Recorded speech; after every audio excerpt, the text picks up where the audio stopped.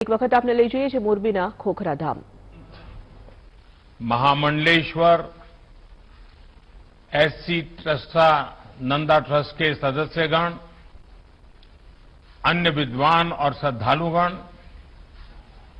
देवी और सज्जनों,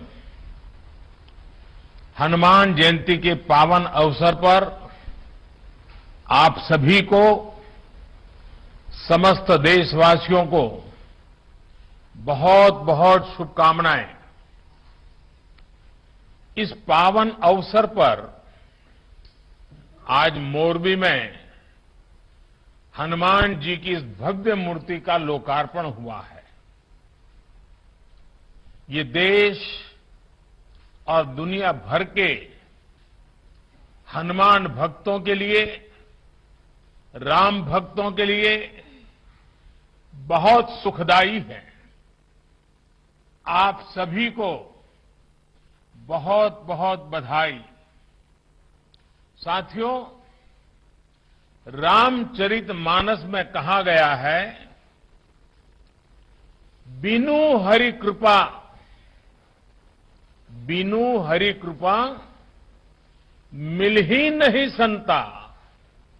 यानी ईश्वर की कृपा के बिना संतों के दर्शन दुर्लभ होते हैं। मेरा यह सौभाग्य है कि बीते कुछ दिनों के भीतर मुझे मां अंबाजी, उमिया माता धाम, मां अन्नपूर्णा धाम का आशीर्वाद लेने का मौका मिला है। अब आज मुझे मोरबी में हनुमान जी के इस कार्य से जुड़ने का, संतों के समागम का हिस्सा बनने का अवसर मिला है। भाइयों और बहनों, मुझे बताया गया है कि हनुमान जी की इस तरह की 108 फीट ऊंची प्रतिमा देश के 4 अलग अलग कोने में स्थापित की जा रही है। शिमला में ऐसी ही एक भव्य प्रतिमा तो हम पिछले कई वर्षों से देख रहे हैं। आज यह दूसरी प्रतिमा मोरबी में स्थापित हुई है। 2 अन्य मूर्तियों को दक्षिण में रामेश्वरम और पश्चिम बंगाल में स्थापित करने का कार्य चल रहा है, ऐसे मुझे बताया गया। साथियों, ये सिर्फ हनुमान जी की मूर्तियों की स्थापना का ही संकल्प नहीं है, बल्कि ये एक भारत श्रेष्ठ भारत के संकल्प का भी हिस्सा है। हनुमान जी अपनी भक्ति से, अपने सेवा भाव से सबको जोड़ते हैं। हर कोई हनुमान जी से प्रेरणा पाता है। हनुमान वो शक्ति और संबल है जिन्होंने समस्त वनवासी प्रजातियों और वन बंधुओं को मान और सम्मान का अधिकार दिलाया। इसलिए एक भारत श्रेष्ठ भारत के भी हनुमान जी एक अहम सूत्र है। भाइयों और बहनों, इसी प्रकार राम कथा का आयोजन भी देश के अलग अलग हिस्सों में लगातार होता रहता है। भाषा, बोली जो भी हो, लेकिन राम कथा की भावना सभी को जोड़ती है। प्रभु भक्ति के साथ एकाकार करती है। यही तो भारतीय आस्था की, हमारे अध्यात्म की, हमारी संस्कृति, हमारी परंपरा की ताकत है। इसने गुलामी के मुश्किल कालखंड में भी अलग अलग हिस्सों को, अलग अलग वर्गों को जोड़ा। आजादी के राष्ट्रीय संकल्प के लिए एकजुट प्रयासों को सशक्त किया। हजारों वर्षों से बदलती स्थितियों के बावजूद भारत के अड़िग अटल रहने में हमारी सभ्यता, हमारी संस्कृति की बड़ी भूमिका रही है। भाइयों और बहनों, हमारी आस्था, हमारी संस्कृति की धारा सद्भाव की है, समभाव की है, समावेश की है।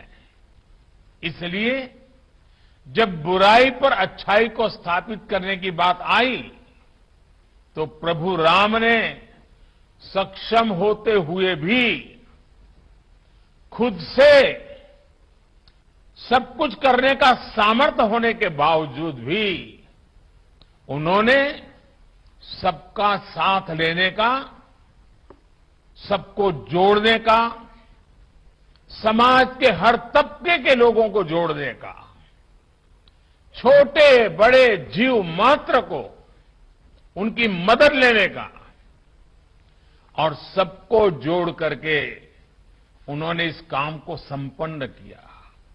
और यही तो है सबका साथ सबका प्रयास।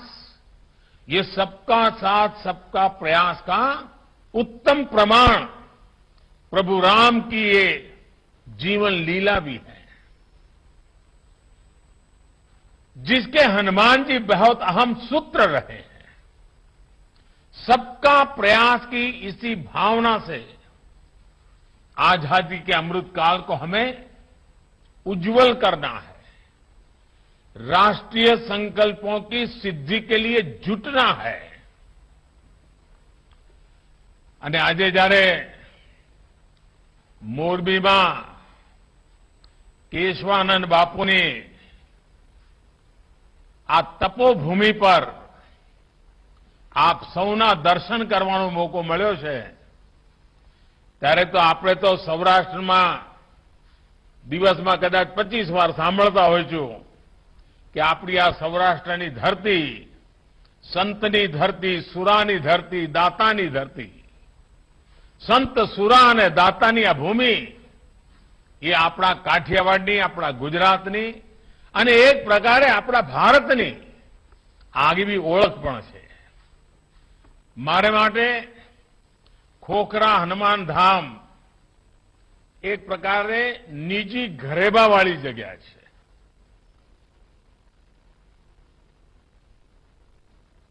એની સાથે મારો નાતો મર્મ અને કર્મનો રહ્યો છે, એક પ્રેરણાનો નાતો રહ્યો છે। વર્ષો પહેલા જ્યારે જ્યારે મોરબી આવવાનું થયું, કાર્યક્રમો ચાલે ને સાંજ પડે તો એમ થાય કે હાલો જરા હનુમાન ધામ જઈ આવીએ, પૂજ્ય બાપુ પાસે 5-15 મિનિટ વિતાવીએ, એમના હાથે કાંઈ પ્રસાદ લેતા આવીએ। અને જ્યારે મચ્છુ ડેમની ઘટના ઘટી, દુર્ઘટના ઘટી, ત્યારે તો આ હનુમાન ધામ પ્રવૃત્તિથી ધમધમતું થઈ ગયું અને એના કારણે મારો સ્વાભાવિક રીતે બાપુ સાથે ઘનિષ્ઠ નાતો આવ્યો। અને એ દિવસોમાં ચારે તરફથી લોકો જ્યારે સેવા ભાવથી કામ માટે આવતા, ત્યારે આ બધા સ્થાન હતા, મથક બની ગયા કે જ્યાંથી મોરબીના ઘેર ઘેર મદદ પહોંચાડવાનું કામ ચાલતું હતું। એક સામાન્ય સ્વયંસેવકના નાતે મને લાંબો સમય તમારી બધાની વચ્ચે રહીને એ દુઃખની ઘડીમાં આપની સાથે રહેવાનું, આપના માટે જે કંઈ ચાલતું હતું એમાં જોડાવાનું મને સૌભાગ્ય મળ્યું હતું। અને એ વખતે પૂજ્ય બાપુ સાથે જે વાતો થતી હતી એમાં મોરબી આનાથી પણ ભવ્ય બનાવવું છે ભાઈ। ઈશ્વરની ઈચ્છા હતી, આપણી कसोटी થઈ ગઈ એમ કે બાપુ।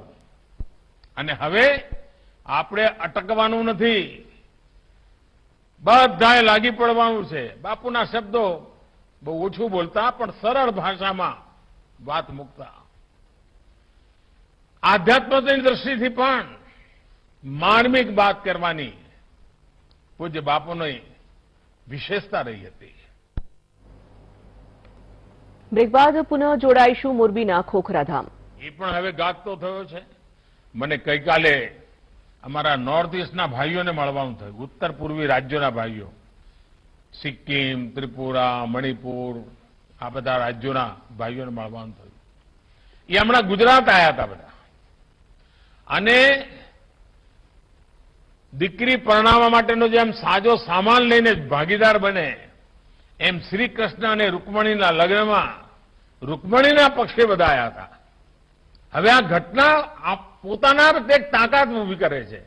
અને જે ધરતી પર ભગવાન કૃષ્ણના લગ્ન થયા હતા ત્યાં માધવપુરના મેળામાં આખું નોર્થ ઇસ્ટ ઉમટી પડ્યું, પૂરબ અને પશ્ચિમની એકતાનું એક અદભુત ઉદાહરણ પૂરું પાડ્યું. અને ત્યાંથી જે લોકો આવ્યા હતા એમના હસ્તશિલ્પીઓનું જે વેચાણ થયું છે એણે તો નોર્થ ઇસ્ટના માટે એક આવકની મોટું સાધન ઊભું કરી દીધું છે. અને મને લાગે છે કે હવે આ માધવપુરનો મેળો જેટલો ગુજરાતમાં પ્રસિદ્ધ થશે એના કરતા વધારે પૂર્વોત્તર ભારતમાં થશે. આર્થિક ગતિવિધિ કેટલી બધી વધતી હોય છે. આપણે ત્યાં કચ્છમાં રણોત્સવ કર્યો, હવે રણોત્સવમાં કોઈને જવું હોય તો વાયા મોરબી જ જવું પડે, એટલે મોરબીને જતે જતે લાભ મળે. આપણા મોરબીના હાઈવેની આજુબાજુ કેટલી બધી હોટલો હવે બની ગઈ છે, કારણ કચ્છમાં કચ્છ ધમધમતું થયું તો મોરબીને પણ એનો લાભ મળતો થયો. એને વિકાસ જ્યારે થતો હોય છે અને આ પ્રકારના પાયાના વિકાસ થતા હોય છે ત્યારે એ લાંબા ગાળાની સુખાકારીનું કારણ બનતા હોય છે, લાંબા ગાળાની સુખ વ્યવસ્થાનું એક ભાગ બની જતા હોય છે. હવે આપણે ગિરનારમાં રોપવે કર્યો. આજે વડીલો પણ જેમણે જીવનમાં સપનું જોયું હોય પણ ગિરનાર ના જઈ શક્યા હોય કઠિન ચઢાઈના કારણે, હવે રોપવે કર્યો તો કેટલો બધો, મને બધા કહે છે કે સાહેબ 80-90 વર્ષના બધા વડીલો લઈને એમના સંતાનો આવે છે અને જીવનમાં ધન્યતા અનુભવે છે. પણ આની સાથે સાથે શ્રદ્ધા તો છે જ, પણ આવકના પણ ભરપૂર સાધનો પેદા થતા હોય છે, રોજગારી મળતી હોય છે. અને ભારતની પોતાની તાકાત એટલી મોટી છે કે આપણે કશું પણ ઉછીનું લીધા વિના ભારતના ટુરિઝમને ખૂબ વિકસાવી શકીએ એમ છીએ. એને સાચ અર્થમાં સારી રીતે પ્રસારિત કરીએ.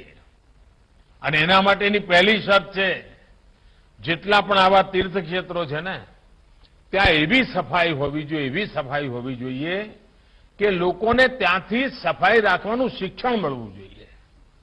નહીં તો પહેલા આપણને ખબર છે મંદિરમાં જઈએ તો પ્રસાદના કારણે પણ એટલી બધી ત્યાં આગળ તકલીફો થતી હોય.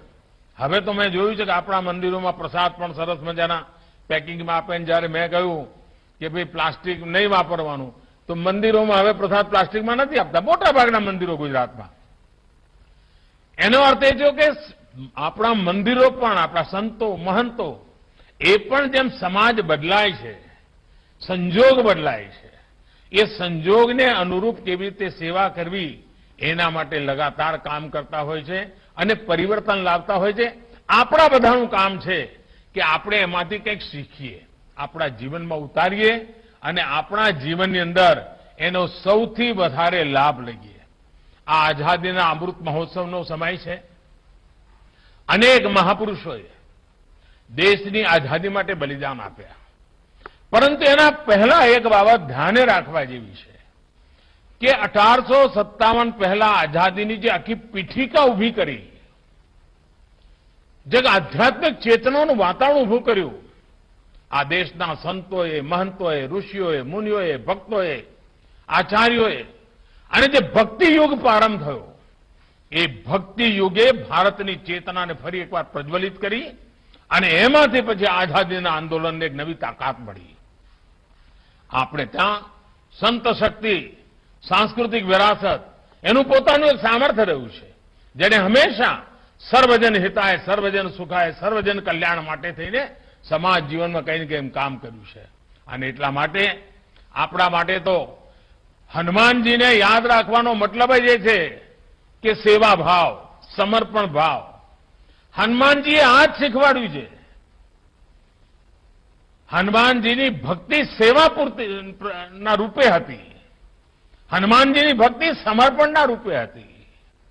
ખાલી કર્મકાંડવાળી ભક્તિ હનુમાનજીએ ક્યારેય નથી કરી. હનુમાનજીએ જાત ઘસીને, સાહસ કરીને, પરાક્રમ કરીને પોતાની સેવાની ઊંચાઈ વધારતા ગયા છે. આજે પણ આઝાદીના જયારે 75 વર્ષ મનાવી રહ્યા છે ત્યારે આપણામાં પડેલો સેવા ભાવ જેટલો પ્રબળ બનશે, જેટલો પરોપકારી બનશે, જેટલો સમાજ જીવનમાં જોડનારો બનશે, આ રાષ્ટ્ર વધુને વધુ સશક્ત થશે. અને આજે હવે ભારતને આમ નામ રહેવું પાલવે એમ છે જ નહીં ભાઈ. હવે ભારત આપણે ઊંઘતા હોઈએ કે જાગતા હોય પણ આપણે હવે આગળ વધ્યા વિના છૂટકો જ નથી. દુનિયાની સ્થિતિ એવી બની છે. આજે આખી દુનિયા કહેવા માંડી છે આત્મનિર્ભર થવું પડે. હવે જયારે સંતોની વચ્ચે બેઠો છું તો આપણે લોકોને ના શીખવાડીએ લોકલ માટે થઈને વોકલ થાવ, વોકલ ફોર લોકલ. આ વાત લગાતાર કહેવી જોઈએ કે નહીં કહેવી જોઈએ? આપણા દેશમાં બનતું, આપણા લોકો દ્વારા બનાવેલી, આપણા મહેનતથી તૈયાર થયેલી ચીજો જ ઘરમાં વાપરીએ. એ જો વાતાવરણ બનશે, તમે વિચાર કરો કેટલા બધા લોકોને રોજગાર મળશે. બહારથી લઈ આવીએ સારું લાગે, પણ સહેજ ભલે 19 વર્ષનો ફરક હોય, પણ ભારતના માણસે બનાવેલું હોય, ભારતના પૈસેથી બનેલું હોય, ભારતના પસીનાની એમાં મહેક હોય, ભારતની ધરતીની મહેક હોય, તો એનો ગૌરવ, એનો આનંદ અનેરો હોય છે. અને તેથી આ 25 વર્ષ અમારા સંતો મહંતો બધે જ્યાં જાય ત્યાં ભારતમાં બનેલી ચીજો ખરીદવા માટેના આગ્રહી બને ને તોય હિન્દુસ્તાનની અંદર રોજીરોટી માટે કોઈ દી તકલીફ ન પડે એવા દિવસો આપણી સામે આવી જાય.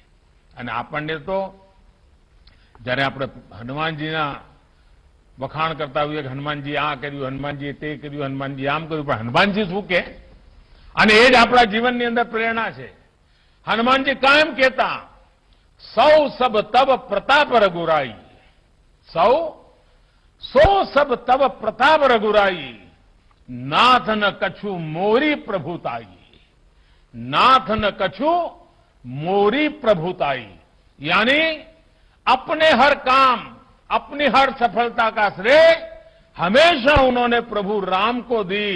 उन्होंने कभी ये नहीं कहा कि मेरे कारण हुआ है, जो कुछ भी हुआ है प्रभु राम के कारण हुआ है. आज भी हिंदुस्तान जहां भी पहुंचा है, आगे जहां भी संकल्प करना चाहता है, उसका एक ही रास्ता है, हम सभी भारत के नागरिक. और वही शक्ति है मेरे लिए तो ये 130 करोड़ मेरे देशवासी वही राम का स्वरूप है. उन्हीं के संकल्प से देश आगे बढ़ रहा है, उन्हीं के आशीर्वाद से देश आगे बढ़ रहा है. उस भाव को लेकर के हम चले. इसी भाव के साथ मैं फिर एक बार इस शुभ अवसर पर आप सबको अनेक अनेक शुभकामनाएं देता हूं. हनुमान जी के श्री चरणों में प्रणाम करता हूं. बहुत बहुत धन्यवाद.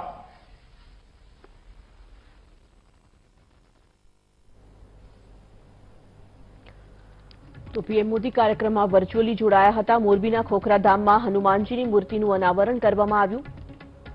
પ્રધાનમંત્રી નરેન્દ્ર મોદીએ વર્ચ્યુઅલી જોડાયા. પીએમ મોદીના હસ્તે ખોખરાધામમાં મૂર્તિનું અનાવરણ કરાયું. રાજ્યની સૌથી મોટી મૂર્તિ છે.